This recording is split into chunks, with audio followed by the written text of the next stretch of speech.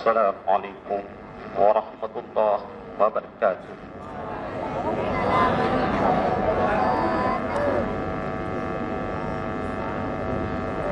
A'udzu billahi minasy syaithanir rajim.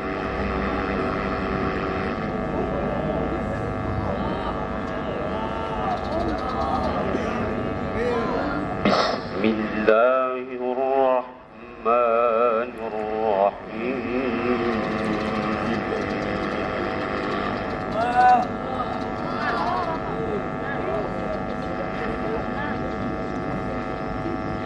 Ya ayyuhalladzina amanu taqullaha haqqa tuqatih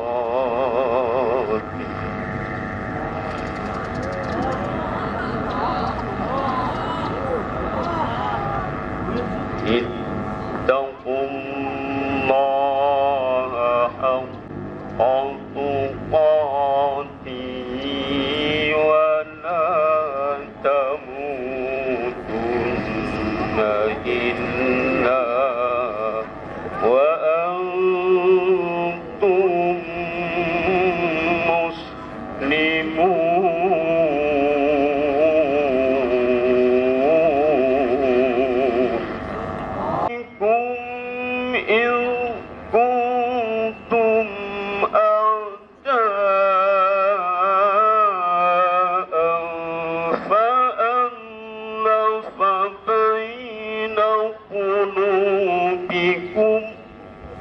ويأمرون بالمعروف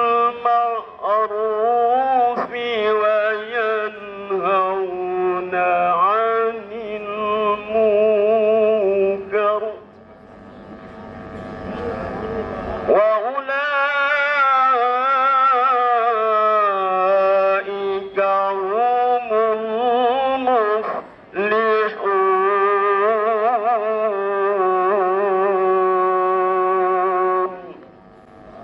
Sadaqallahul azim. Terjemah surat Ali Imran. Aku berlindung kepada Allah dari godaan syaitan yang terkutuk dengan menyebut nama Allah yang Maha Pengasih lagi Maha Penyayang. Wahai orang-orang yang beriman, bertakwalah kepada Allah sebenar-benar takwa kepadanya, dan janganlah kamu mati kecuali dalam keadaan muslim. Dan hendaklah di antara kamu ada segolongan orang yang menyeru kepada kebajikan, menyuruh yang makruh dan mencegah yang mungkar. Dan mereka itulah orang-orang yang beruntung. Maha benar Allah dengan segala firman-Nya. Assalamualaikum warahmatullahi wabarakatuh. Assalamualaikum warahmatullahi wabarakatuh.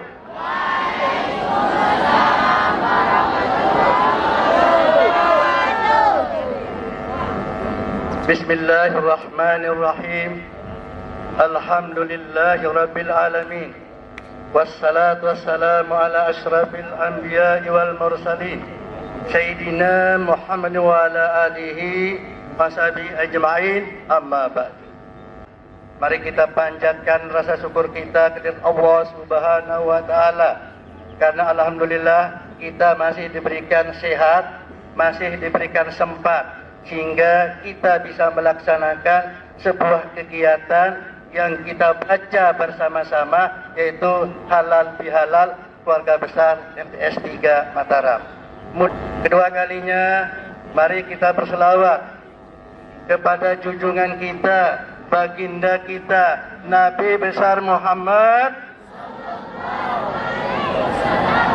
yang telah memberikan kitab pencerahan sehingga alhamdulillah kita bisa membedakan mana yang hak dan mana yang batil. Anak-anakku yang dirahmati Allah, kalau kita melihat judul acara pada hari ini halal bihalal, ini kalau kita terjemahkan secara letterlek, halal itu bagus, bihalal bagus, berarti bagus ketemu bagus. Kalau kita melihat dari segi sejarah anak-anakku yang Pak Guru cintai, hanya di Indonesia saja yang ada kegiatan halal bihalal. Negara lain tidak ada. Hanya Indonesia saja. Karena ini berangkat dari sebuah sejarah. Konon dulu ketika presiden yang pertama kita, Bapak Soekarno, dengan melihat kondisi negara kita pada saat itu yang luar biasa bercerai-berainya, karena banyak gangguan baik dari luar maupun dari dalam, sehingga untuk menyatukan seluruh rakyat Indonesia yang berbeda agama, berbeda suku, berbeda bahasa, ini amat sangat sulit pada saat itu. Maka beliau punya inisiatif mengundang tokoh-tokoh ulama, mengundang kiai-kiai untuk mencari apa solusi yang terbaik untuk kegiatan islah negara kita. Alhamdulillah hadir ulama-ulama seperti Hasyim Asy'ari dan lain sebagainya. Lalu Pak Soekarno menyampaikan niatnya, tolong carikan saya nama, apa nama kegiatan sehingga kita bisa kembali bersatu. Tentu banyak usulan dari ulama ini, tokoh ini dan lain sebagainya. Maka dari berbagai macam usulan ini, satu yang disetujui yaitu dengan kalimat halal bihalal. Pada saat itu dicari di kamus bahasa Arab, tidak ada kalimat halal bihalal. Tetapi karena ada argumen halal bihalal ini membaguskan yang bagus, menyucikan yang suci, mengindahkan yang indah, maka diterimalah kalimat halal bihalal itu sebagai sebuah kalimat. Maka sekarang kalau anak-anakku cari di kamus bahasa Indonesia ada kalimat halal bihalal. Dan ini sebuah tradisi yang mungkin perlu kita teruskan di negara kita Indonesia ini. Anak-anakku yang berbahagia, ketika bulan puasa, alhamdulillah kita mampu sholat sunat 23 rakaat setelah kita sholat isya. Mungkin ada yang pakai 8 rakaat, tapi saya yakin kita Ahlussunnah wal Jamaah semuanya pasti tidak pakai 23 rakaat, 20 yang tarawihnya, 3 witirnya. Itu kita lakukan di bulan Ramadan. Apa aplikasinya setelah bulan Ramadan? Di bulan Syawal dan seterusnya ini mampu kita ikuti sholat sunnah yang kita lakukan, belajar diklat di bulan Ramadan itu. Maka oleh sebab itu anak-anakku yang dirahmati Allah, mudah-mudahan dengan momen Ramadan yang kemarin semua keluarga besar MTS 3 Mataram lulus diklatnya. Ini kembali ke masing-masing kita semua. Betul tidak kita sudah lulus? Mari kita ukur apa yang kita lakukan setelah di bulan Ramadan itu. Mudah-mudahan dengan hikmah halal bihalal yang kita lakukan pada pagi hari ini, kita bisa memetik sebuah hikmah, yaitu bagaimana kita bisa meningkatkan amal ibadah kita selama 1 bulan kita di bulan. Mungkin ini yang perlu Pak Guru sampaikan pada kesempatan yang berbahagia ini. Mudah-mudahan apa yang Pak Guru sampaikan ini menjadi sedikit catatan dan dilaksanakan untuk anak-anakku. Begitu juga untuk anak-anakku yang kelas 9 yang insya Allah hadir pada kesempatan hari ini. Mudah-mudahan anak-anakku yang kelas 9 nanti akan melanjutkan ke jenjang yang lebih tinggi. Tentu karakter-karakter yang pernah diberikan yang baik yang Tiga Mataram ini mohon untuk ditindaklanjutan dan mungkin menjadi teladan bagi teman-temanmu yang lain. Terima kasih. Mohon maaf bila ada kekurangan. Billahi taufiq wal hidayah. Wassalamualaikum warahmatullahi wabarakatuh. Assalamualaikum warahmatullahi wabarakatuh.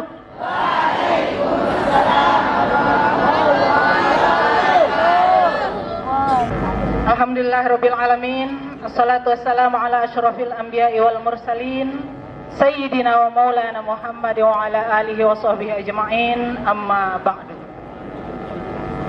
Pertama-tama marilah kita panjatkan puji syukur kehadirat Allah Subhanahu wa taala atas segala limpahan nikmat karunia yang telah Allah berikan kepada kita. Selanjutnya salawat serta salam semoga tetap tercurahkan kepada baginda Rasulullah Muhammad. Baik anak-anakku, Bu Guru akan bercerita tentang salah seorang sahabat Rasulullah. Beliau bukanlah seorang sahabat yang terkenal seperti sahabat Abu Bakar, Umar, Utsman atau Ali atau sahabat yang lainnya yang mungkin tidak asing lagi kita dengar. Namun beliau memiliki kedudukan yang istimewa di hati Rasulullah. Nama sahabat ini adalah Sya'ban, ada yang menyebutnya Tsauban. Beliau adalah salah seorang sahabat yang tidak sekalipun lepas sholat berjamaah bersama Rasulullah di masjid. Selalu menduduki posisi pojok kanan depan, baris saf terdepan. Beliau sudah berada di masjid sebelum waktu subuh tiba. Suatu hari saat Rasulullah akan mengimami sholat subuh berjamaah, tiba-tiba posisi yang biasa ditempati oleh Tsauban atau Sya'ban itu kosong. Rasul bertanya, kemana sahabat ini? Kemana Sya'ban? Tak ada satupun sahabat yang lain mengetahui kabarnya. Kita tunggu sejenak, mungkin dia sedang dalam perjalanan, kata Rasul. Ditunggu sejenak, ternyata tetap tidak datang. Khawatir sholat subuhnya kesiangan, lalu Rasul pun mengimami sholat subuh tanpa kehadiran Sya'ban. Selesai zikir doa, Rasul bertanya, adakah di antara kalian yang mengetahui rumah Sya'ban? Salah seorang di antara mereka menjawab, saya wahai Rasul, saya mengetahui di mana rumah Sya'ban. Bersediakah kau mengantarkanku ke sana? Insya Allah, mari Rasul, kita berangkat bersama-sama. Lalu Rasul diiringi para sahabat berangkat menuju ke rumah Sya'ban. Ternyata, Masya Allah, rumahnya dari masjid Madinah menuju rumahnya menempuh perjalanan jalan kaki 3 jam. Sekali lagi 3 jam kemudian baru nyampe. Sesampainya di sana, Rasul mengucapkan salam. Keluarlah seorang wanita menjawab salam beliau. Lalu Rasul bertanya, benarkah ini rumah Sya'ban? Benar wahai Rasulullah. Kemana Sya'ban? Pagi ini dia tidak datang ke masjid untuk menunaikan sholat berjamaah bersama kami. Dengan menahan air mata, istrinya berkata, qad tuwfiya Sya'ban ya Rasulullah. Sya'ban pagi ini telah wafat wahai Rasul. Yang memisahkan Sya'ban dengan sholat berjamaah adalah kematian. Ternyata setelah Sya'ban wafat baru dia tidak melaksanakan sholat berjamaah. Lalu istrinya bertanya, duhai Rasul, pada saat sakratul maut, saat nyawa akan dicabut dari kerongkongan, ada 3 kalimat yang diteriakkan oleh Sya'ban yang aku tidak faham apa itu maksudnya. Apa itu kata Rasul? Yang pertama dia meneriakkan kalimat, kenapa tidak lebih jauh? Kemudian kalimat yang kedua dia katakan, kenapa tidak yang baru? Lalu kalimat yang ketiga dia katakan, kenapa tidak semuanya? Hanya Rasul yang mengetahui rahasia di balik ungkapan yang diucapkan oleh Sya'ban pada saat sakratul maut. Rupanya kalimat yang pertama Sya'ban mengatakan, kenapa tidak lebih jauh? Ternyata pada saat itu penglihatan Sya'ban dibuka dengan tajam oleh Allah. Dia menyaksikan bagaimana langkah kaki yang setiap hari 5 kali sehari dia gunakan untuk berjalan, kakinya yang digunakan untuk berjalan menuju ke masjid untuk menunaikan sholat berjamaah mendapatkan balasan pahala dan tingkatan surga ditampakkan oleh Allah. Sehingga dia mengatakan, kenapa tidak lebih jauh? Seolah-olah ada penyesalan, kok masjidnya tidak lebih jauh supaya pahalanya lebih banyak, tingkatan surganya lebih tinggi. Kemudian yang kedua, dia katakan, kenapa tidak yang baru? Pada saat musim dingin, Sya'ban akan seperti biasa akan berangkat ke masjid untuk menunaikan sholat berjamaah. Ternyata dingin begitu menusuk tulang sehingga dia kembali lagi masuk ke rumahnya mengambil baju. Jadi bajunya didobel supaya tidak terlalu dingin, ya. Baju yang baru yang lebih bagus dia pakai di dalam, yang agak lama atau yang agak lusuh dia pakai di luar. Ternyata dalam perjalanan dia bertemu dengan seseorang yang menggigil kedinginan. Kalau tidak ditolong mungkin dia akan mati kedinginan. Seketika dia lepas pakaian yang di luar, dia pakaikan kepada orang yang hampir mati kedinginan tadi, lalu dituntun untuk sama-sama berangkat ke masjid untuk menunaikan sholat subuh berjamaah. Kembali Allah perlihatkan atas apa yang dia perbuat, balasan yang akan dia terima, dan surga, tingkatan surga yang dia akan tempati nanti. Ada rasa menyesal, kenapa tidak yang baru? Biar aku pakai yang lusuh, ya, biar yang baru dipakai oleh orang yang dia temui tadi. Yang ketiga, kenapa tidak semua? Suatu ketika Sya'ban didatangi oleh seorang pengemis. Pada saat itu dia akan sarapan dengan segelas susu dan sepotong roti. Pengemis mengucap salam lalu menceritakan bahwa aku sangat lapar karena sudah berhari-hari tidak makan. Rotinya dibagi dua, susunya dibagi dua. Mereka sarapan bersama. Kembali Allah tampakkan tentang apa yang sudah diperbuat oleh Sya'ban, balasan pahala dan tingkatan surga. Tapi dia menyesal, kok aku tidak kasih rotinya semua, kok aku tidak kasih susunya semua, supaya aku bisa mendapatkan balasan yang lebih. Jadi anak-anakku yang Bu Guru cintai dan Bu Guru banggakan, mudah-mudahan dari kisah yang Bu Guru ceritakan tadi kita bisa mengambil hikmah. Wabil khusus anak-anakku yang laki-laki untuk bisa menunaikan sholat berjamaah di masjid. Demikian, mohon maaf atas segala kekhilafan. Semoga apa yang Bu Guru sampaikan ada hikmah yang bisa diambil. Assalamualaikum warahmatullahi wabarakatuh. Hamdan syakirin, hamdan na'imin, hamdan yafi ni'amahu wa yukafi mazidah. Ya Rabbana lakal hamdu kama yanbaghi li jalali wajhikal karim wa azim sultanik. ربنا ظلمنا أنفسنا وإن لم تغفر لنا وترحمنا لنكونن من الخاسرين ربنا اغفر لنا ولوالدينا ولمشايخنا ولمن حق علينا ولجميع المسلمين والمسلمات والمؤمنين والمؤمنات الأحياء منهم والأموات اللهم اجعل جمعنا هذا جمعا مباركا مرحوما يا رسول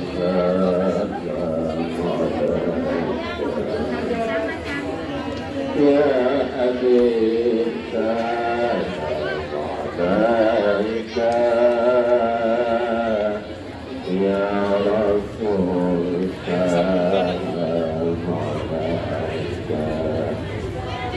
يا حبيب السلام عليك